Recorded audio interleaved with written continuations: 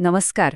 आपल्या स्वयंपाकघरात अगदी आपल्या डोळ्यांना न दिसणारे असे काही मदतनीस आहेत, जे आपल्या नकळत आपलं जेवण अधिक चविष्ट बनवत असतात.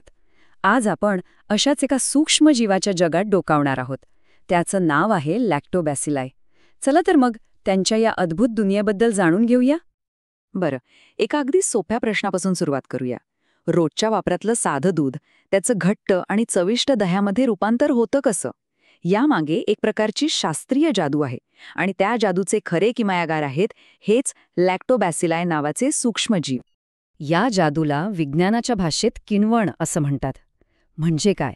तर ही एक अशी प्रक्रिया आहे जिथे लॅक्टोबॅसिलाइस सारखे सूक्ष्मजीव पदार्थांमधल्या साखरेचं रूपांतर दुसऱ्या पदार्थांमध्ये करतात आणि असं करताना ते त्या पदार्थाचं स्वरूपच बदलून टाकतात. जणू काय हे छोटे छोटे इंजिनियर्सच आहेत. चला तर मग ह्या सूक्ष्मजीवांच्या ओळखीच्या दुनियेत जरा फेरफटका मारूया. सुरुवात अशा पदार्थांपासून करूया जे आपण जवळजवळ रोजच पाहतो आणि खातो. दही, ताक, तूप, चीज आणि हो, आपलं लाडकं श्रीखंडसुद्धा. हे सगळे पदार्थ दुधापासून बनतात, पण प्रत्येकाची चव आणि पोत किती वेगळा असतो नाही का? यामागचं रहस्य आहे लॅक्टोबॅसिलाई. हे सूक्ष्मजीव दुधातल्या लॅक्टोज साखरेला लॅक्टिक ॲसिडमध्ये बदलतात. त्यामुळेच दूध घट्ट होतं आणि त्याला ती एक विशिष्ट आंबटसर चव येते. आणि कमाल म्हणजे ह्याच एका मूळ प्रक्रियेत थोडे थोडे बदल करून कितीतरी वेगवेगळे पदार्थ बनवता येतात. पण थांबा, गोष्ट इथेच संपत नाही. या सूक्ष्मजीवांचं काम फक्त दुधाच्या पदार्थांपुरतं मर्यादित नाहीये. त्यांची खरी दुनिया तर याच्या खूप खूप पलीकडे आहे. आता आपण पाहूया की दुधाच्या पदार्थांपलीकडे अन्न प्रक्रियेत हे सूक्ष्मजीव अजून काय काय किमया करतात. आणि यातली काही उदाहरणं तर आपल्याला नक्की चकित करतील. ही उदाहरणं बघा.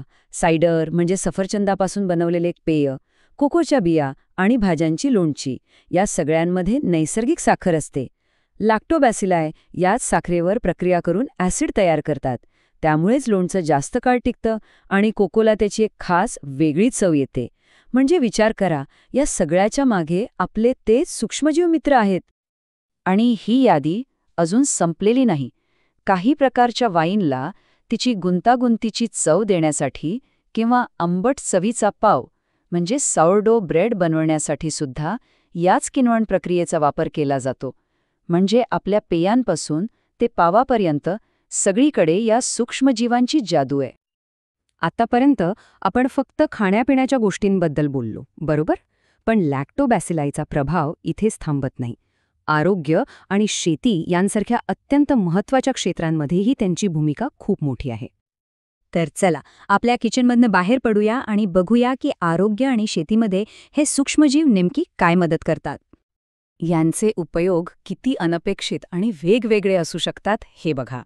एकीकडे मानवी पचनसंस्थेचं आरोग्य सुधारण्यासाठी प्रोबायोटिक्स म्हणून यांचा वापर होतो, ज्यामुळे पोटाच्या तक्रारी कमी व्हायला मदत होते. तर दुसरीकडे शेतीत गाई म्हशींसाठी पौष्टिक आणि पचायला सोपं असं आंबोलेलं खाद्य म्हणजे आंबोण तयार करण्यासाठी सुद्धा हेच सूक्ष्मजीव मदत करतात. कमाल आहे ना?